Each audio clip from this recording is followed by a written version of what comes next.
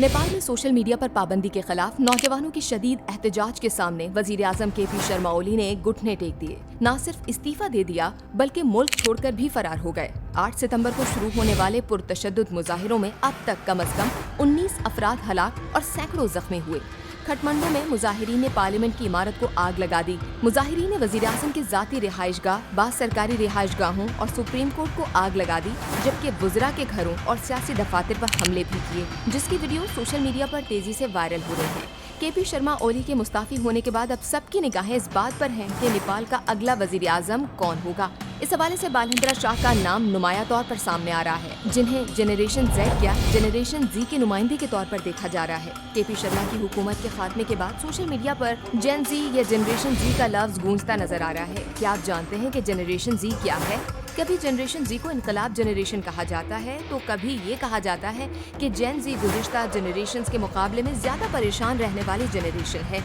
Generation Z या जेन Z उस नस्ल को कहते हैं जो 90 की दिहाई के वस्त यानी सन 1995 से सन 2010 तक में पैदा हुई, और जेन Z से पिछली नस्ल जो 80 की दिहाई के अवाइल से लेकर 90 की दिहाई के औसत तक पैदा हुई उसे मिलेनियल्स कहा जाता है, और साल 2010 के बाद पैदा होने वालों को जनरेशन अल्फा कहा जाता है। जनरेशन Z ने बचपन से ही डिजिटल टेक्नोलॉजी का इस्तेमाल किया है, जैसे कि स्मार्टफोन्स, सोशल मीडिया और इंटरनेट वगैरह, और यही वजह है कि ये नस्ल सोशल मीडिया प्लेटफॉर्म्स पर काफ़ी एक्टिव है। जनरेशन Z के हवाले से बहुत सी बातें मशहूर हैं। ये खुद मुख्तारी और खुद इन्हिसारी को अहमियत देती है और अक्सर अपने फैसलों को खुद लेना ज़्यादा अहम समझती है। इसके अलावा जेन Z में सकाफती, नस्ली और जिनसी तनव्वु की कबूलियत पाई जाती है और ये नस्ल इस पर फख्र भी करती है।